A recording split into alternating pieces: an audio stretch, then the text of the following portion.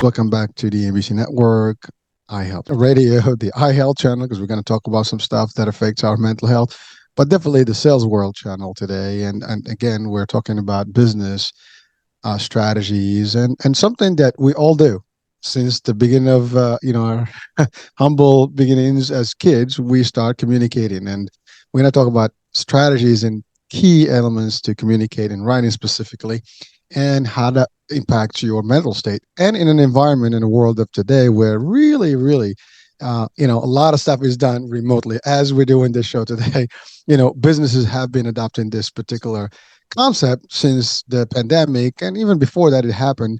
But so let's talk, about that. But I have with me someone who's an expert in this. She is going to take us to this journey and guide us. That's what she does. She's a consultant that does this work for communication and writing skills and strategy. And so, without any further ado, I have with me Erin Lebacqz. Did I get it right? You did. Yeah, great job. Thank you, Hurricane. Hi, everyone. All right. So I didn't want my French to get in there, but I did the Right. correct way. So, Erin, welcome to the show. I've been looking forward to this, and I know in my part of the world, I mean, one of my worlds, I mean, I do lead, sales teams, and obviously in sales, communication is one of the better tools you can have.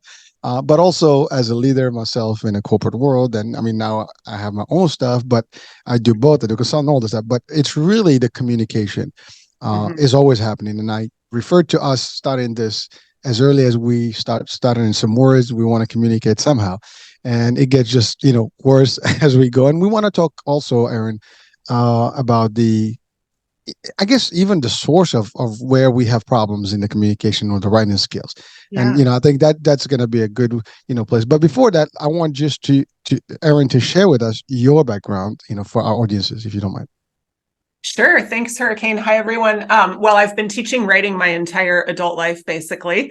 It was not my intention, but I ended up in a situation where I was teaching some things and a little writing, and I noticed, oh my gosh, this is what empowers people, right? When we feel confident about using our voice, it's a huge game changer.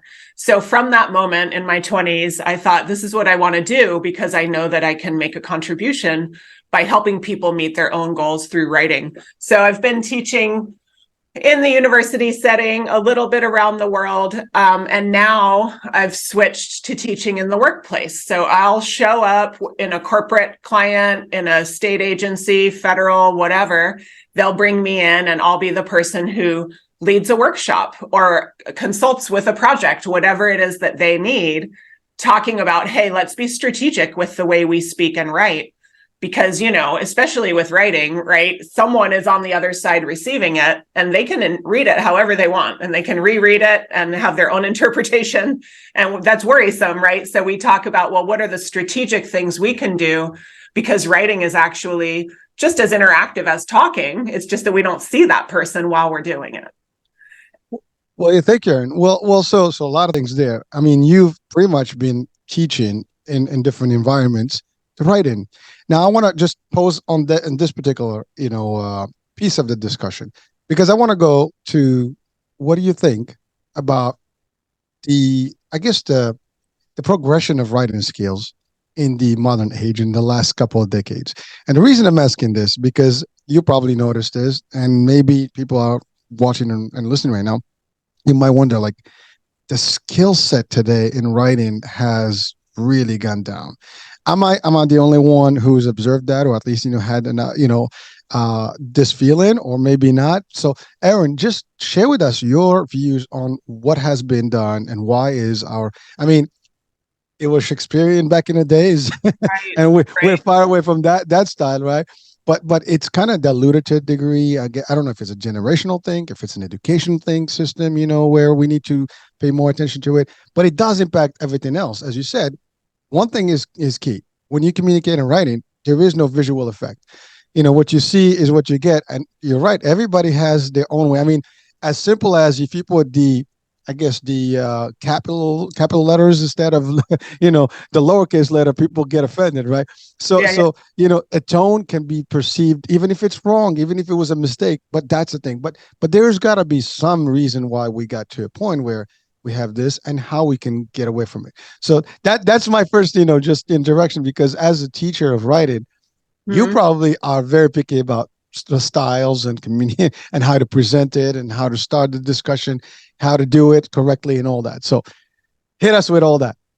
Yeah, well, the truth is, I'm not real picky about particular things about writing. What I'm always saying to people is, what's your reader going to need? It's the reader's pickiness that we need to worry about. And you're right, you can have a reader who's going to be upset if you do a capital letter wrong. On the other hand, you can even have a reader who thinks that using capital letters is too aggressive, right? So either way, I've heard that in some Gen Z groups, just capitalizing the first letter of a sentence and in a text can seem passive aggressive because it's like, hey, why being so showy and so correct, right? So it goes back and forth everywhere, right? And then on the other hand, certainly I have some clients who are very formal. And so it depends. What I see often is it depends on the industry you work in. I might be writing with other teachers and we're really casual, but then I have one client in patent copyright law, and they are very formal about everything.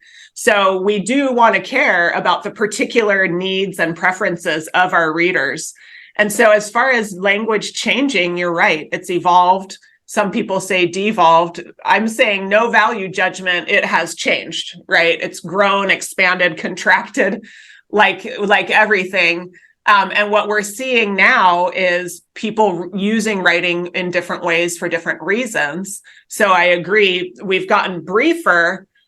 We've certainly gotten less Shakespearean. We do have troubles funding our education system, right? And providing enough help to everybody, which is why I have a YouTube channel where you can go learn for free. But anywho, but I think really another aspect that's evolved in a good way, even while we're seeing, text speak more often and shorter sentences and less kind of perfect, we're seeing a little more attention, though, I think, to tone and interpersonals in the writing, because even texting and emojis, you can convey some interpersonal tone. And I think even though many of us might still respect more long form writing, it's not as usable in the workplace anymore, since not everyone is real thorough with what they read, right? So we're making things really brief because everybody's so busy. And I know in your opening, you were mentioning about mental health, which I think this aligns a lot with, actually. But one of them is just when we write in a really high level way, that's stressful for the reader. And it can even be excluding or alienating to them. So even if we are Shakespearean, or people who listen might be a great writer, maybe you did great in school, even in essays or whatever, we still have to kind of scale it back a little, because it's the reader that we're worried about. And they're experiencing content load almost every day. And that's why we keep things brief for them. So they'll be more likely to answer and follow through with whatever we asked for. Yeah. Well, thank you. There's a lot there. So a couple of things. I can tell you, I in the industry that I've been working with for, almost 30 years now. Well, a little bit over 30. I lost count, but one thing that we do is, because we're regulated and because we cater to a particular demographic of the senior markets, believe it or not, by regulation, our writing has to be like fourth grade level writing type, so people can actually read it, simple stuff. So these things are like, people may not know about these regulations sometimes in different areas, but you're right. If you're talking to a patent, and I've gone through a patent process myself, that's lawyers, reviewing lawyers. Everything has to be like super. It's like a contract agreement, and everything has to be there. So it's, and in the corporate world also, it's because I've been in both sides of the game. On the entry point and the senior levels, and either one of them depends where you stand in that particular lineup. Writing to your hierarchies versus to your subordinates, is can be different. The language has to be different. Your peers can be different, because sometimes you send the wrong tone and it creates like a whole debacle, and now we have animosity going on. So it's very touchy feely. As you said, this is like, you are stating things, people can get offended. You're writing things, people can get offended just as equally. And you're right, now there's a lot more sensitivity to the tone. The capital letters for me, they don't matter. To be honest with you, I don't even care. I'm Yeah. just more of the cool guy about it. But you're right. Like you start your capitals, and then you have the stuff, and basically that's the beginning of. But that's like the old school what I've learned, right? But like you Right. said, sometimes it could be perceived as like what's up with that? What do you mean? And sometimes it's Right. just literally you just forget and you type and it happens. It's those are the things. Like we have to be very sensitive because again, it affects everybody. It affects relationships, it affects the perception. I mean, if you talk to, let's say, this happened to me in one email, I just wrote some stuff to someone who was on my as a downline, right? Uh-huh. And they did not perceive it correctly. They thought I was like condescending to them, and I wasn't. Right. But it was just the way I wrote the language. I mean, I was firm, but it wasn't condescending, right? So, but then we basically had to hash it out, and we realized that it was just a misperception. But that misperception could have caused a lot of problems, right? And sometimes you feel it as well. Someone writes something to you, and you be like, "What the hell? What do you mean?" Yes. You know, Yes. and in the corporate world, that's big stuff. I mean, because people Indeed. really, you're getting on my turf. You're trying to show off. You're trying to get me in trouble, throw me on the bus.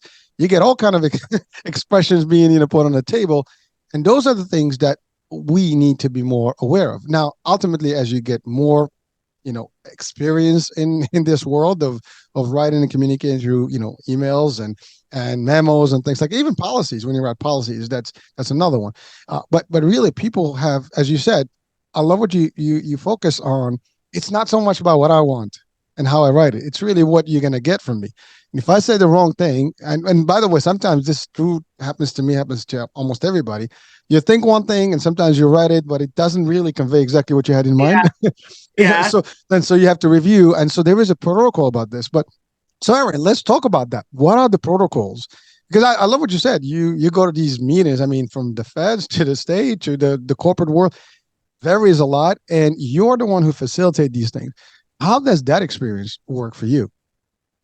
Well, it's really interesting actually, because yeah, I get to go in and hear the problems people are having. And most of us grow up a little bit afraid of writing, or at least we find it nervous making, right? Someone's going to judge us.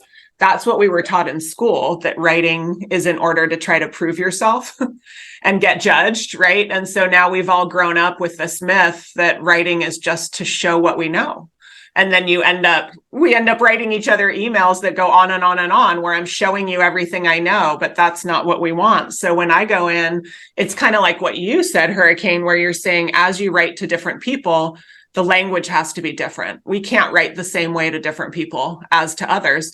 And we all already know this instinctually, because when you're texting, you change your language when you text a parent or a family member or a boss or a friend, right? And so it's natural for us to adapt to what other people need. And we do it out loud too. I think, though, that when we get into writing a document or an email or something that feels very serious and professional, we get a little stressed because of that training from school. Like, ooh, somebody's going to ding me here. Somebody's going to say I'm not smart because of the way I did this. And so the answer is really, and what we talk about in our classes, is focusing more, like you said, on the reader. And we grow up with self-focus in our writing. I don't want to mess up. I don't want to look dumb. But in reality, if you are not journaling or note-taking, you are not writing for you. There is very little occasion that we ever write something for our own selves. And so it's funny just that we don't happen to know, oops, I should focus on the other person because I already know all this stuff. I don't really need to focus on me as I'm writing. I already have the content in my head. That's why I'm writing it, right? So whole paradigm shift, outlook shift, where we've been like, oh no, don't mess up, Erin. You're going to get in trouble. Now it's like, no, we need to focus outward. Who's going to read this? What are they going to need that day? How much time are they going to have? Are they going to be in a bad mood? Are they going to be on the run? And I better use bullets so they can see my message from afar, right? Kind of imagine the real of what is up with my reader right now and make our decisions based on what helps them, which is super empowering actually, because I don't know about you, but I used to feel like writing was just sort of like luck. I hope it's good. I don't know. I don't know what order to put my thoughts in. I don't know. I'm just hoping it's good. But when we focus our attention on the recipient who's going to grab that thing and try to use it, Now I know how to make decisions. Now I know what to put first, whatever's most relevant for them. Now I know what tone to use, whatever tone fits the relationship I have with that person.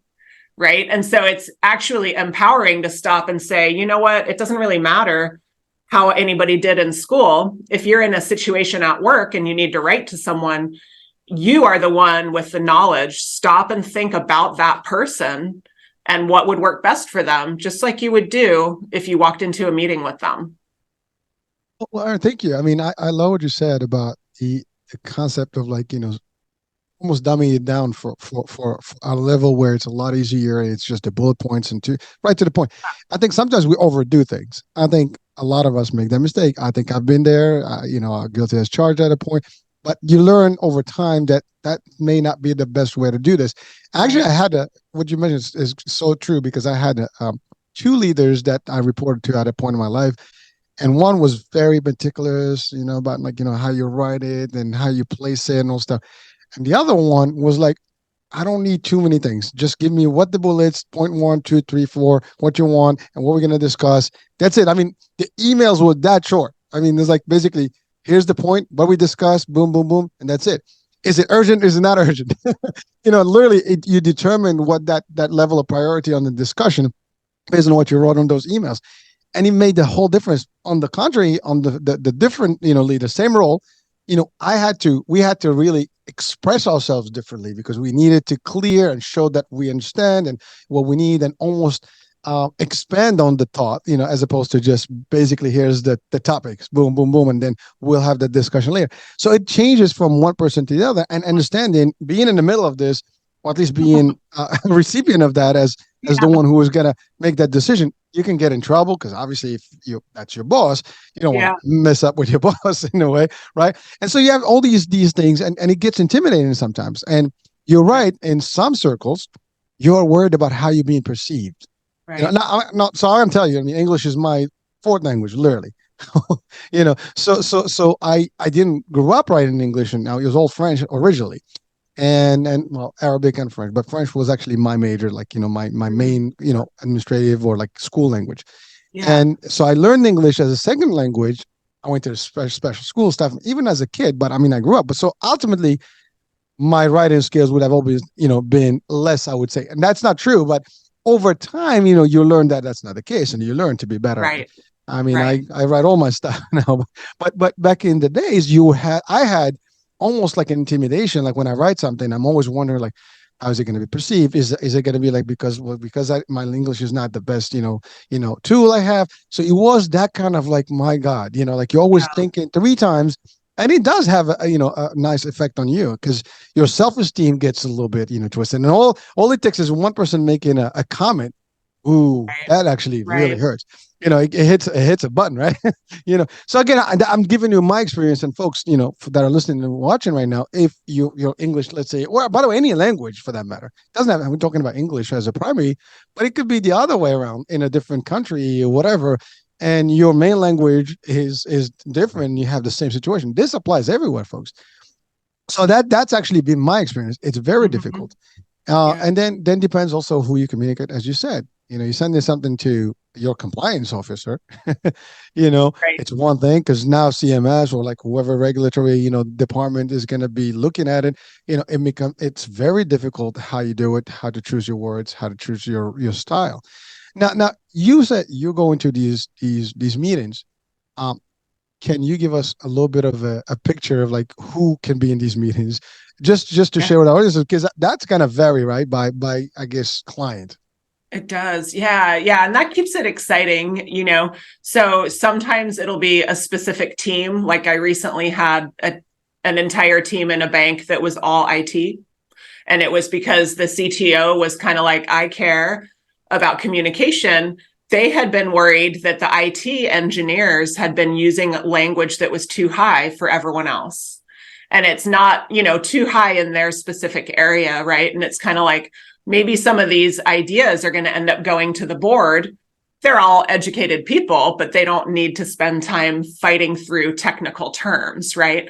So people will see a problem and then say, ooh, we want to get these folks writing for our readers. Let's hire her to come in, Other times it'll be a group of leaders. Like very often it'll be a leadership development program or an emerging leaders where, a group of people are kind of like the next set of managers. So they get to go to a year of education and I do the writing sides of that. And then sometimes it's just an all hands where a company or even like a county or utilities or something will say, we know you all want to be able to email more effectively. So we're going to offer this class with Erin X number of times a year. And then that's super fun because you get the whole hierarchy mixed together, which is great because then they all get to hear from each other's struggles in class. And so I have strategies prepared and we practice and we do revisions and we talk. I just kind of want to come back to something you said a minute ago, Hurricane, about your former two bosses. We talk about that very thing in class where your story showed that people have a communication preference. You've got the boss who loves details and feelings. You've got the boss who is a bottom line person, right? That we talk about that stuff in class where I recently had a leadership development program and a guy came in and he's only been a leader for a few weeks. He was super pumped, loved it, and was ready to share with the class that his boss, so like same thing you're thinking about, his boss had said, hey, you new boss, can you just give me a quick update in an email about what your team was dealing with this week or whatever? He thought to himself, kind of like you were saying, okay, am I going to say a lot or a little, right? Is this a boss who likes a lot or a boss who likes a little? Well, he misjudged her. He came to class and he said, I realized later on that she is a bottom line person. And yet I sent her a 6-paragraph email with my update. And we all said, oh my gosh, why do you think you forgot about her communication preferences? And he said, I have been there. He said, well, I was excited and I just kept going. I was proud. I was proud of my team. I was pumped about what I was saying. And then I thought, oh my gosh, I've done that before where I'll send ideas to a work partner, blah, blah, blah, blah, blah. And then they're like, Erin, that was a lot of ideas, So like you kind of alluded to earlier, people want shorter conversations written now, right? And so, but it's key to really consider who's going to read this and what are their preferences in terms of level of detail, level of formality, level of directness, all these different ways that we might have different preferences than one another, especially depending on industry cultures we've worked in, regional cultures we've lived in, generational cultures we're a part of. These all impact our communication preferences.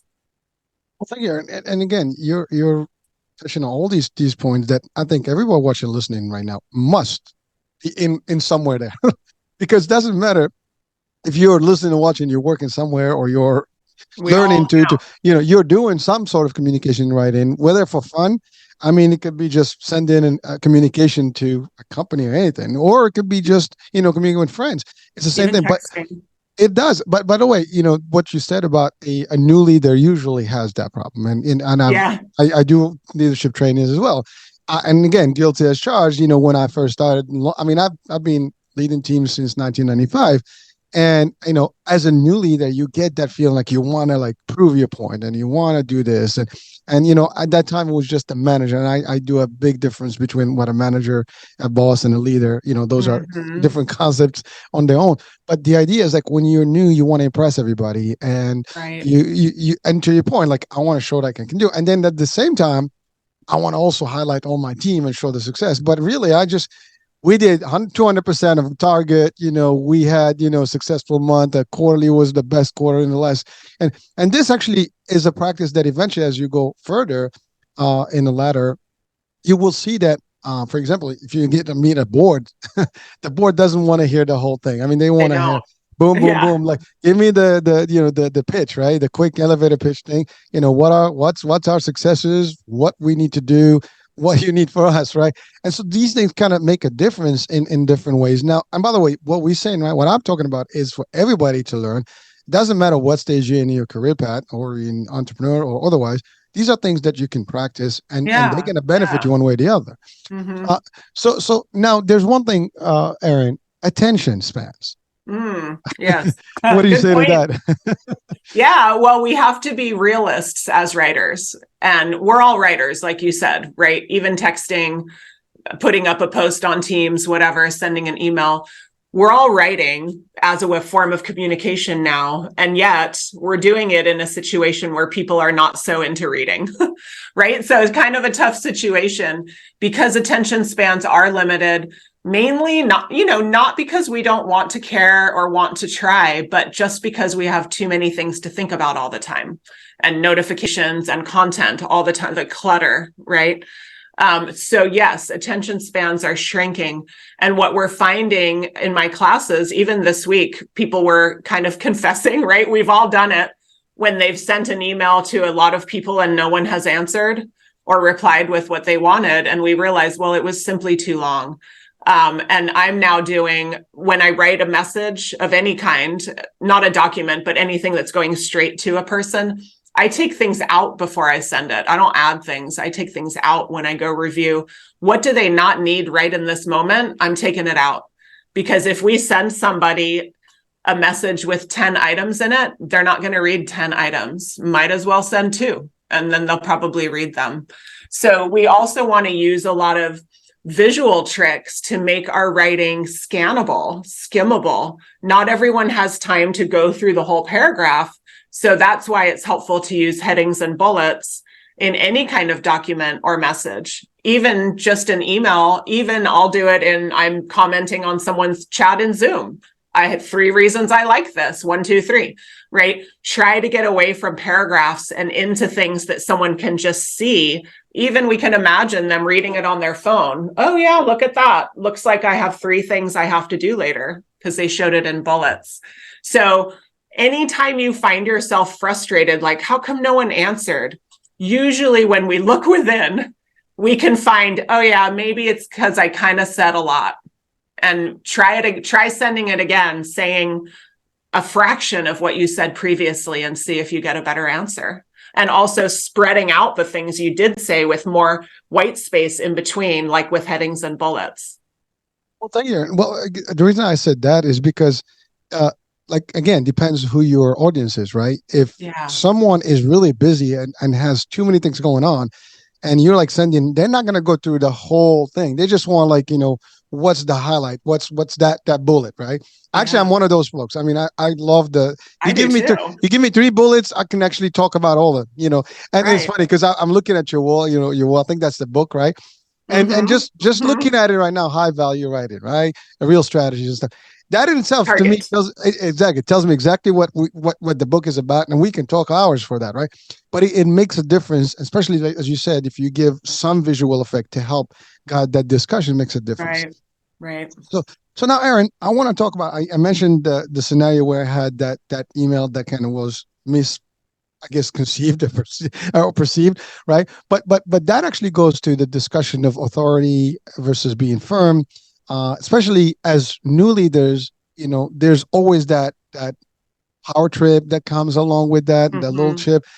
What do you say to folks that are watching and listening if they're in that course of their path right now and they're getting to the level where they're gonna like make some decisions? They can have some folks that report to them or line to them, and how can they potentially be firm without Mm-hmm. actually really showing that I'm the boss kind of concept, right? Yeah. Yeah. Well, how do we convey that strategically?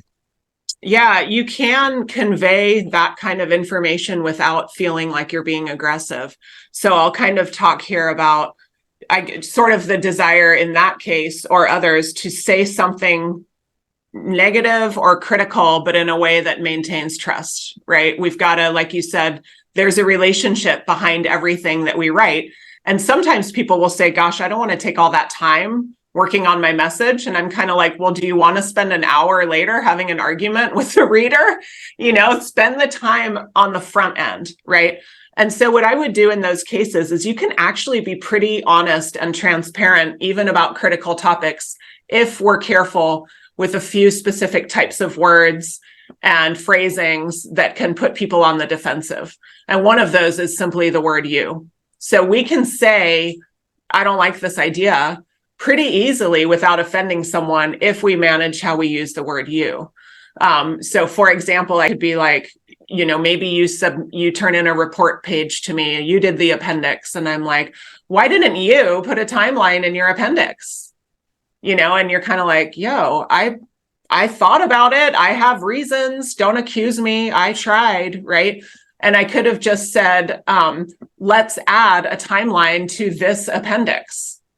I don't need to say you and your. I can make it, I call that product over person. Focus the conversation on the product, the outcome, the deliverable, the goal, not the human beings. And we can do that a lot more easily in writing because we have time to tinker with it, right? And so anytime I write something where I'm, disappointed, disagreeing, criticizing, I'll make sure that the literal grammatical focus of my sentences is the topic, not the human. And I used to do this teaching college, so I know that it can help people not feel defensive. I used to be, putting comments on an essay or whatever. If they did a great job on page 3 of providing evidence, I'm writing, you supported your point so well on page 3. But if they didn't, I am not saying you failed to support your point on page 3. No, I'm just writing, page 3 needs more evidence. And typically the person comes into office hours with their essay out and says, you mentioned page 3 needs more evidence. You're right, there's none. Where should I put it? They're ready to work on it, So we want to write in a way that's respect forward by not getting personal and focusing on the shared goal. And so this is one of many ways that leaders can actually use writing as a management tool. We can criticize without demotivating when we're intentional about it. I love it, and the keyword intentional, because you're right. I mean, I use a similar approach whereby, there's, by the way, to me, everybody's effort is already, gets credits, right? Yes. The fact that they did, something, can't take that away from them. So if they miss something, even though it could be even the core stuff, but what's the big deal? They're gonna go back and fix it. As you said, you don't have to say, well, you didn't do a good job, or you go crazy and like you start like, I just spent like 5 hours or 10 hours or 2 nights, over the weekend to try to get this project. By the way, I've had some of those leaderships myself where I had to deal with that, personality where you had someone, no matter what I couldn't figure out which way I have to do it. And a project can take 3 takes, 4 takes before, it's acceptable, right? Yet, again, some leader will be like, okay, I love it. That's it. Good, done. But the idea is how it's conveyed to you. It can make a very, person very happy, and sometimes really demotivated, and sometimes they're willing to quit. And that's, again, we in the workplace, we are saying people leave managers, not, the companies, right? And so if your leader is really condescending, and by the way, I'm not talking about intentional condescending here. They're just doing it because that's what they think. They're just like, strict, about things. Again, sensitivity training, helps. Training is just like this of communication, skills training that's a big one. I mean, that's usually on every year's appraisal, communication is a key, and you have all these denominators within the communication that you need to meet. I mean, I put that in every year's, future goals, so people can actually see them, like the things that they need to always be aware of. So this way they can, get evaluated on them, but also it gives them time to work on. And so, but you're right. Like I can say, listen, I love what you put. All this stuff is good, and I'd like to see something to this. Can we just add another piece on regarding something else? Basically, I mean, the idea I just introduced that there's something missing, but I just like to be added without like you missed that thing. Why didn't you? Right? So it's the same thing. It's how you say, not what you say, right? Or I forgot which one goes. But yeah, so intentional communication, intentional. Let's share with us, Erin, your I guess how you feel about the word intentional in everything when it comes to communication. Right. Well, I think intentionality is really something that we forget about with writing, even though, again, we are typically intentional when we speak.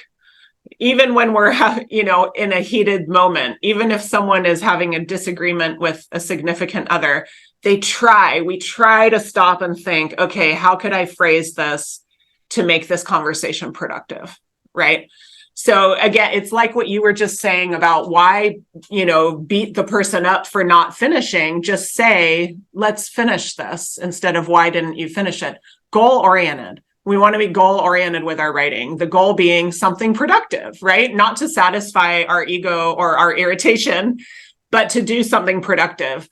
And so one of the most powerful tools is just to realize that as we were brought up to write, to get judged, we often developed that self-focus in our writing, but we can actually write with intentional other focus. And in management, it's just huge.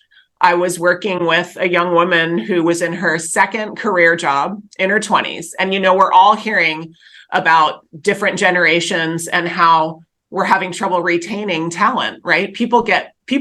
Today's younger generations, they don't want to be treated badly at work. They're going to leave, and they should. They're going to demand to be respected, right? So I'm working with one of these young women. She told me that in her first career job, she immediately got a bad feeling because she started, and once a month, there would be an all hands email from leadership. And for whatever reason, the way it was written, she felt unincluded, uncared for, dismissed. That it was very much self-focused on the leadership. And so the people reading it were she was secretly thinking, I'm going to get out of here when I get a chance. I'm starting to realize I don't matter here, or that's how I feel anyway. Might not even be true, right? But she was already getting in her mind, I'm going to get out of here. Well, fast forward, she did, started working at a startup actually, and her boss wrote these incredibly inclusive, respectful, engaging emails to the team that were very much about them, other focused. This is a woman in her 20s. She admitted to me that the first day she received one of those, she called her mom and said, Mom, I finally found the right job. I'm so glad I left my first job. And I mean, and it's the first job was a company that I won't say the name, but they're notorious for having a reputation of not caring. And imagine, right, the I think amount I of know money. what that job is. I'm not even going there. I We'll mean, talk they've after the show. made, yeah, let's just say they've made media about it, right? Like movies or whatever. But yeah, imagine the amount of money that company wastes on retention issues, right? And hiring and rehiring. Oh my gosh, people forget that you can try to put in money into hiring practices and into parties and shaping an amazing culture. You turn around and write a dismissive email, it's all for nothing. Erin, thank you for bringing that point because we kind of talked about more about like the communication to convey work stuff, but we Yeah. you just turned this into like based on the intentional piece, the idea of inclusion and making people feel good about the environment and where they are, because that's Right. very easily perceived if you are working in an environment where it's always never about everybody, it's always about the few or the top, I guess echelon of the company. it, Yeah. it people are always gonna read through that quickly, and that this is not, they care about profits, not about people. And on the contrary, you want your company to be successful. If you take care of your people, the rest is history. They'll do anything for you. And actually, that's true leadership. And that's the thing. Like, there's a lot of people in leadership positions, unfortunately, they're not true leaders. And I'm saying it loud and publicly because I've seen them. They happen to be in those positions for whatever Right. reason. I mean, they might have some, I mean, they have the education, they have some experience to it, but it's that communication is the ability to make your people follow and really respect you and do things because they feel that you are not, it's not about you, it's about them. Uh, Right. like I tell you, I mean, I don't talk when we are in the business, it's always about we. Yes. We need to do this. We need to do that. It's not about I need to do this. Or I need you to do this. We got to do this together. We got to make it happen. And this is what the picture is going to look like. You got to give them the perception that, not a perception, the reality of things, really, like the vision. Here's where we are. Here's where we're going to be. But you're right. You get an email that is completely like, we're just chopped, we're just the labor. And when you start thinking that way, and by the way, I've been in those shoes too, where I've seen some corporations that have that kind of attitude. And you know what? It's not a place that you want to stay in because that Right. environment is not going to be thriving for you. You're not going to make it happen. And you want to get, I love what you said. first thing she gets this email, she's excited. Oh my God, this is the place. Because now you look forward to going, to the workplace. What I call it TGIMs. If you Yeah, have a yeah, right, TGIM, you're good, right? right, Not you look for the TGIF. You want to have a TGIM Sunday. Yeah, well, I can't wait until tomorrow because I'm going to be, at the office. I'm going to have fun. And by the way, right. this is for the corporate, but even if you are an entrepreneur, you want to do the same thing because you want your teams and whoever is Yes. working with you to really feel great so they can help you build your business to the next level. So thank you, Hmm. Erin, for really breaking that down, because I think that's a big piece that's easily um, fixed in a way, right? I mean, you don't have Yes, to exactly. be, and if not, we have you. We just have to bring you in there. Yeah, well, and it's kind of like, hey, you're writing anyway. It's a free opportunity. You are already going to spend time on it, and it doesn't really cost money other than your wage, your salary, that you're already making in the background. Why not use the moment with intention, right?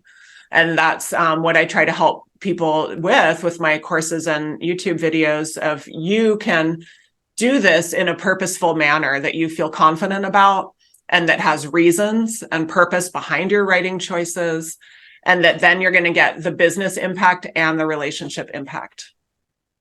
Thank you. Now, people have problems. Life happens.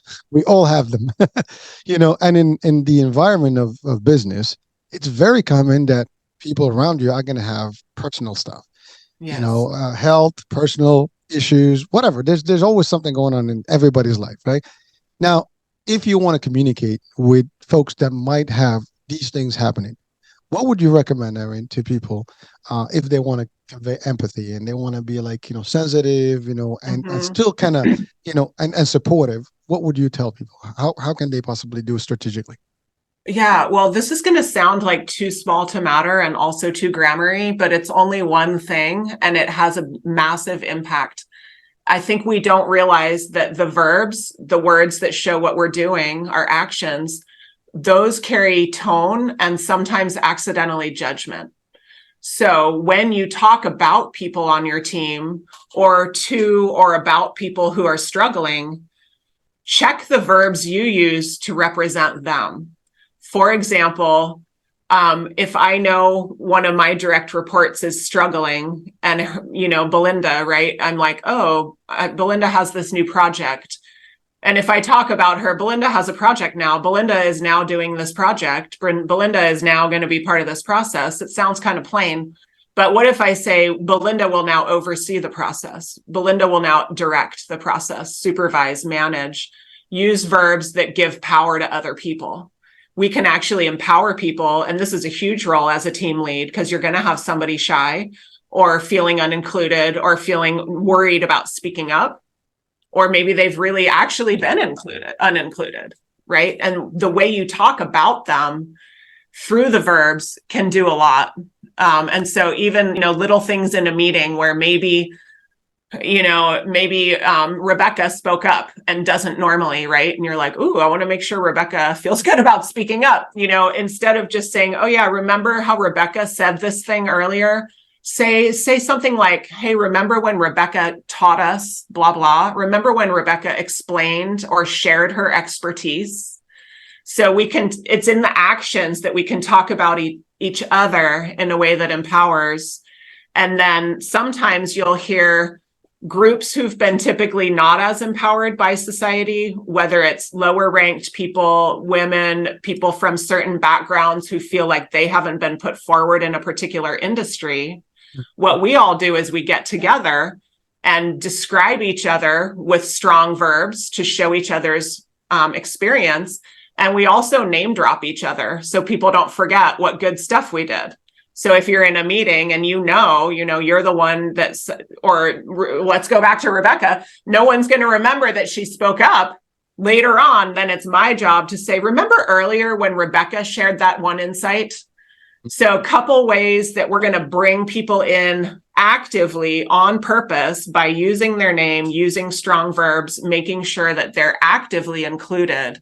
And these are all things managers can easily do, written or spoken, because you're speaking and writing anyway. We don't need to say like, I would like to hear from each of you. That's very us and them. We can say, let's all share our thoughts, right? And create more of a togetherness feeling that equalizes and reduces the hierarchy and therefore increases trust and intimacy, and belonging on a team. Well, it's amazing. First of all, I love what you said about it's a simple thing, really, that you just Yeah, covered. And actually, less is simple, as they say, or less is better, as an expression, and avoids anything that gets lost in translation. But what you said here is like at the end of the day, there's no business that is working because of one person. It's always everybody. It's mm-hmm. the team. It's always the team. And you're right. Everybody's different on the team, but one complements the other. And that's what makes a team a team. But you're right. If you always highlight, every time there's an opportunity to highlight someone, highlight them. You're not going to lose anything, folks. As a matter of fact, Right. it's only a gain. There's no loss in there. That's the positive way to look at it. Now, obviously, if someone if disruptive and they're completely negative, there's a way to communicate with that, right? So, Right. so I'm not going to give you my piece of it, but Erin, what would you say to someone if there is someone in the group that does that? Because that someone right now listening, watching, is like, well, there's always that one that comes out Yeah. like, oh my God, we don't want to hear from that person. What would you say to our audiences right now if someone is in the environment in a team like that? Yeah. Well, first of all, we're going to have the conversation one-on-one, right? Not with other people around.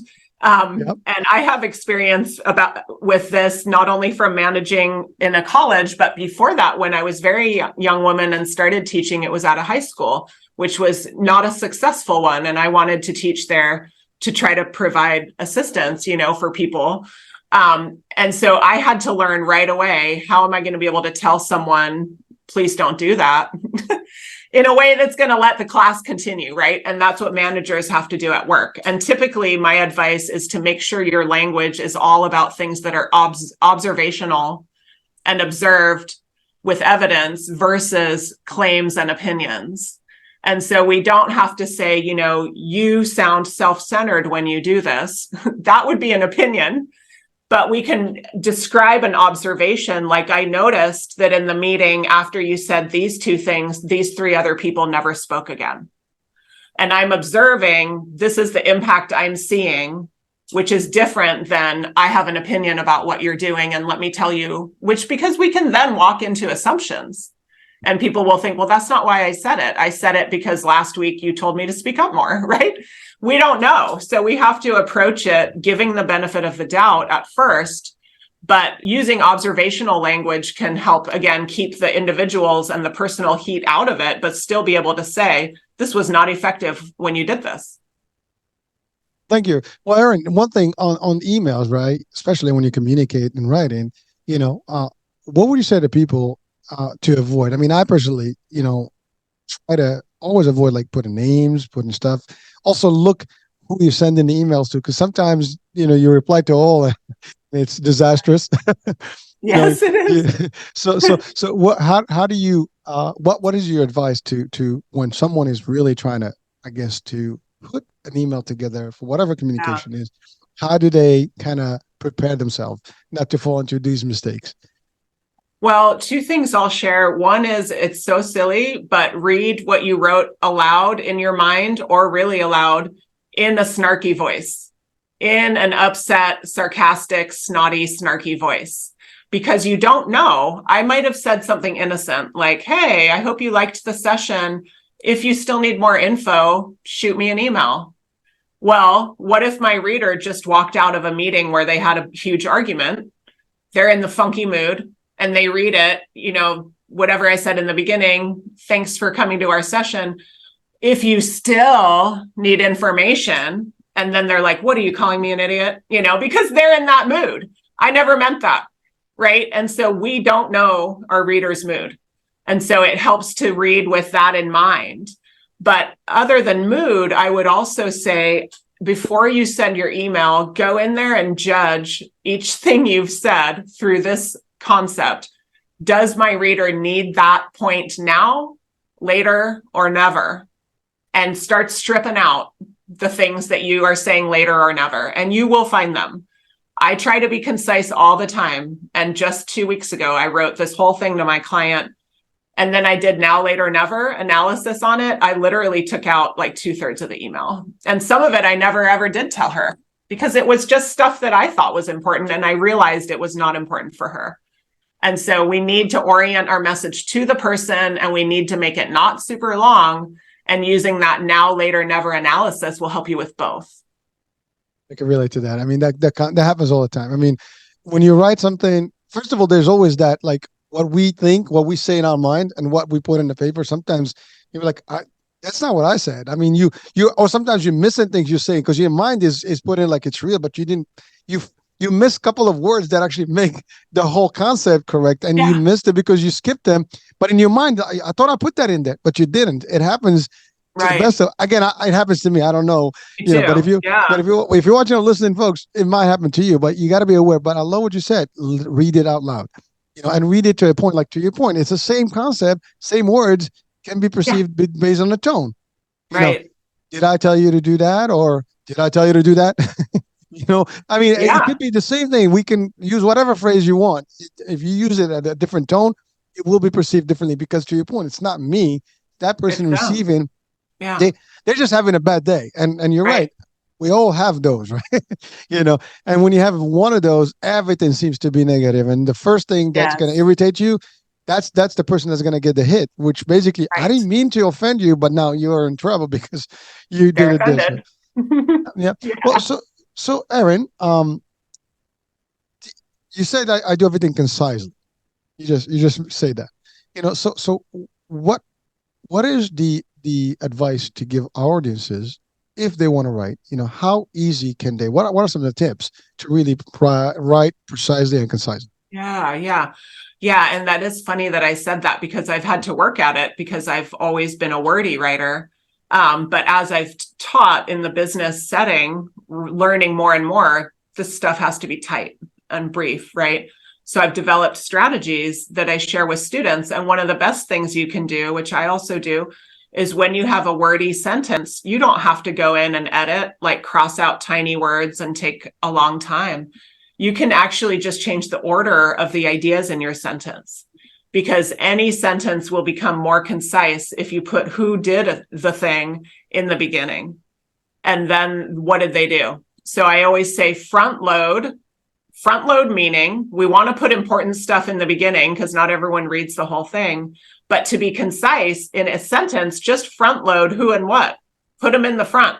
I could literally take, like, it has been reported by the state of California that highways had all these accidents this year.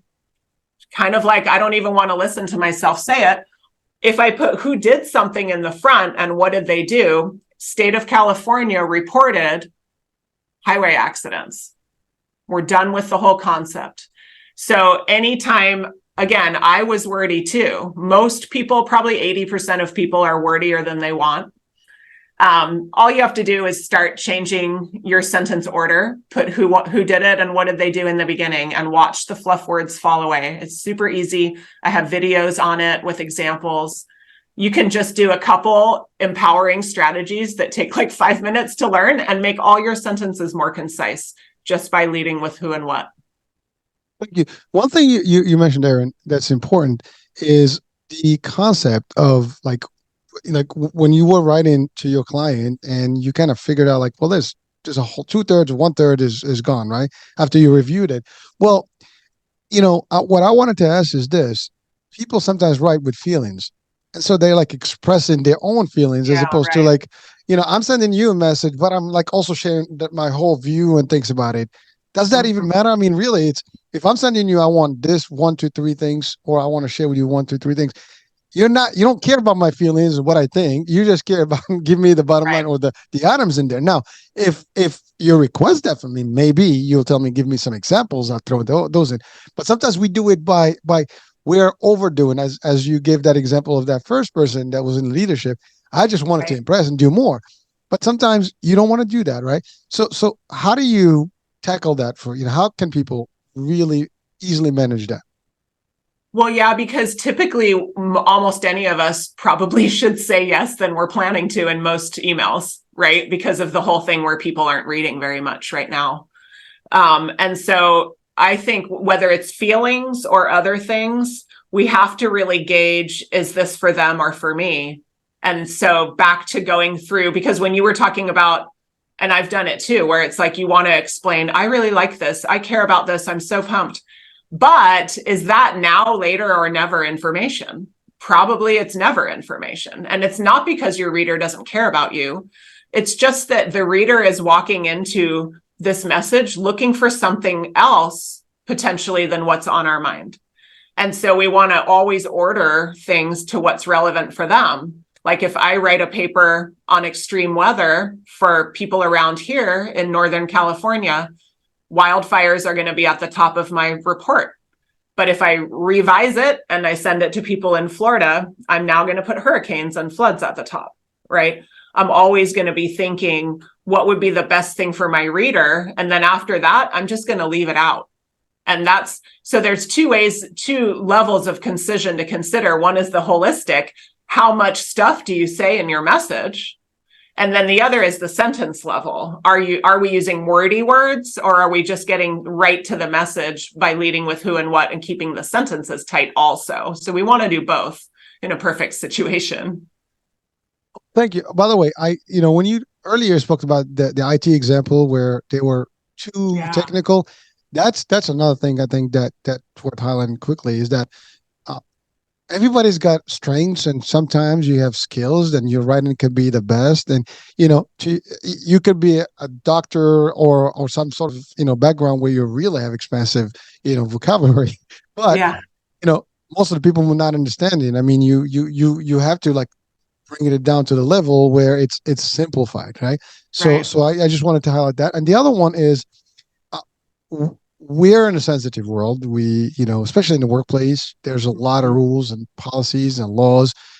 One word can really be detrimental to the whoever writing or the company, right? And if Right. there's a risk to the company, then you're the first one that's gonna be in a bad place, right? So Yeah. what are some of the things that in your expertise and your trainees that you tell your clients to avoid using in any form of writing? Because here's the thing: if there's the saying that if it's not in writing, it never happened, and once it's written, you can't take it away. I mean, everything is documented Right. now. You can't delete files, you can't delete emails. Everything is you got a preservation order. Everything stays there, and all the attorneys, whatever lawsuit and things like that can reveal those things. So, what do you tell people that are watching and listening in the business world uh, to avoid putting in writing? I mean, period. Yeah, well, accusations and opinions, and anything that's not substantiated. So sometimes we end up writing in a way that's really more of a claim, like, hurricane is super helpful. It's a compliment, but because I said is, it sounds like my opinion. And so it's opinionated. And you brought that up earlier, like how much of my feelings do I include? When we're not asked for our feelings, typically we don't in business, right? We want to stay objective. So I would be careful about any kind of subjectivity where you're saying, like, this is bad because I don't like X and Y, or I feel really insulted, but let's go forward anyway. These are the kind of things where we can look back later and feel a little embarrassed that that's part of the record. So before I hit send on things when I'm upset, I try to make sure that nothing in there was personal, or used words like we talked about, like you, and words like should, words that can put people on the defensive. And so just kind of checking it that way before it goes out. Now, I have a question. I mean, well, not a question. It's really just a comment, and you probably can give me some feedback on that. For people, I mean, now you get company computers for the most part remotely. That's been the standard for the last few years. We also have the use of phones and things like that. So I would say to people, do not write, to anyone, text or anything in the corporate world, that personal stuff because it is part of the Yeah. company's legacy.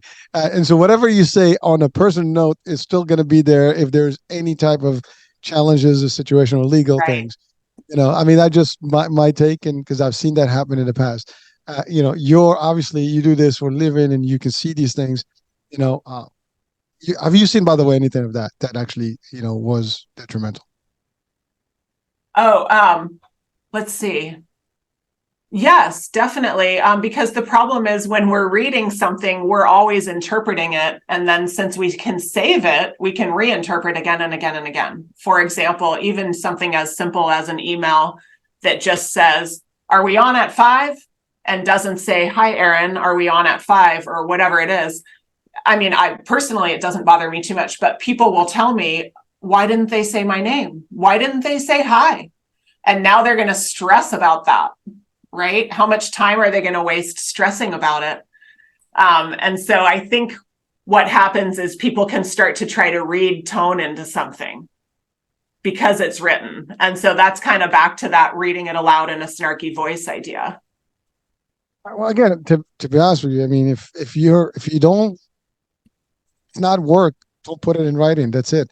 Yeah, Keep it to no. yourself. Yeah, Use your exactly. personal phone. But again, I mean, it happens, and we all kind of make mistakes. And so today's show is just to share with us some proper ways to communicate accurately, concisely, strategically, know your audiences, leave the fluff out. That kind of thing. Review your stuff before you actually send it out. Yeah. So that's quite a bit there. Now let's talk about your book. That's the book, right? Yeah, the book, my favorite thing about the book is that that's how small it is. I specifically thought this needs to be concise because it's about writing concisely, which is what we all need right now. I wrote the book because my business students asked for it. They said, "How do I practice these concepts?" And I thought, well, most books are really long. Let me write a short one. And so the book includes a lot of the topics we've covered: how to be concise, how to be thoughtful, how to make writing easier, quicker, and more considerate. And so it's full of examples, before and after scenarios, and then the strategies for how to actually do it yourself as well. I mean, again, I love it. This is you're not just talking, you're walking. You're literally practicing exactly what you preach. I mean, the book Right. is direct to the point. It's simple. It gives you all the stuff. It's easy to read as opposed to like, you get lost in, the different things. Yeah. It's not repetitive because to get bigger books, you're just going to have to do a lot more, expanding or expensive, I guess, essay stuff, right? You don't want Right. that. You want it just straight to the point with the right things. Yeah. And I love that. And now it's really highlighting the strategies and really Mhm. the best way to write. It's simple. I Yeah. I'll personally just I haven't read the book, but talking about it right now, I think it should be in every leader's arsenal, and any manager or anybody with the role of leadership should have the ability to have this. Any HR or like learning development should have that as a Right. tool to assist in terms of. I actually use books, in trainings as well. Like, you give them Mhm. some, books to go to. Depends on the department and what they do, but definitely, this is definitely a book that I would recommend myself, to my crews, as I have an opportunity to do so, for them to learn better, and just really just to do it for themselves. Now, by the way, you obviously come to training, so that's another opportunity. So everybody watching and Mhm. listening, if Yeah. you're having a phase or you're having a challenge with your team, communicating, or whatever level that is. I mean, from a CEO down, we all have teams in a way, and or you are part of the team too. You can also recommend, right? That's the other thing. I mean, it's not a downhill. It's all everybody works equal, and yes, communication can work. I mean, if I feel sometimes that somebody in the company may not be doing, I can recommend, hey, listen, how about this book? Maybe we can all have a nice little session and talk Right. about it. I know. Yeah, it's not passive aggressive to buy this as a present for someone. No, I'm just kidding. But yeah, that's what people will do I is they'll love it. say, you know, the most often I'll hear from a manager who says, "I just bought 5 copies so that me and my team could read them together." And then they talk, "Oh, how might we apply this chapter when we're dealing with customers or whatever it is?" Yeah. Well, part of, again, you mentioned empowerment, teaching and really educating, aligning. This is all part of it. I mean, as a team, we all can learn from each other, and like a book like this, we'll put these things on the table, and people will come forward. Like, hey, listen, I felt that way actually, and now you wouldn't even know that Right. it happened unless that discussion was happening. And It's like, oh true. my goodness, poof. Yeah. Now finally you realize like, So oh, true. it can Right. happen. Yeah, I You'll learn mean, about even yourself by talking with your team about what writing. I mean, the best thing to do really is just to hear from our teams of what works for them and what doesn't. So the book facilitates that conversation. You're right. And so do the YouTube videos where you can watch one and then talk with the team. Has this ever happened to you? Have you been hurt by writing? How could we be more concise, more EQ, whatever is the topic? So, Erin, you want our audiences to go to the YouTube primarily. That's where everything is. The YouTube is where everything is. What's cool about it is that you can obviously access it from anywhere at any time and then leave me a question. I answer comments pretty much every day. It's a pretty interactive, I call it like a global learning community because a lot of people are around the world and it's free and that's helpful, right? Depending on where you're coming from. So leave me a comment, leave me a question, and I'll get back to you. And for folks working in a corporate setting in the US, I have a e-course, Strategic Writing for Leaders, that you can take on your own. And it's all me explaining things in videos and revisions and quizzes and items we go through together. And then it has a certificate at the end for leaders building their continuing ed, building their professional development. Well, thank you, Erin. And now you're in the West Coast, but you Yep. do travel as needed if someone I do. wants to Yes. bring you over and to do trainings. I mean, and those vary. Like it could be a day, it could be a couple of hours. How does that work in Exactly. terms of programs? Yeah, some groups will do a couple of hours. Some groups will do more like a speaking gig where I show up and everyone gets a book and I speak. Some groups will do a whole day with only 30 people who are really going to study. Or some groups will do like a half day with their leadership team or something like that. So I customize it to the client's need. I'm gonna have you on speed dial there. Yeah, good. Just in case. You never know when we're gonna need your advice. But certainly, Yeah. listen. I can tell you, in the last 30 years, I could have used you in a room with quite a few people, over time, including myself. Because to be honest with you, like you learn over the years, right? You Right. develop certain skills.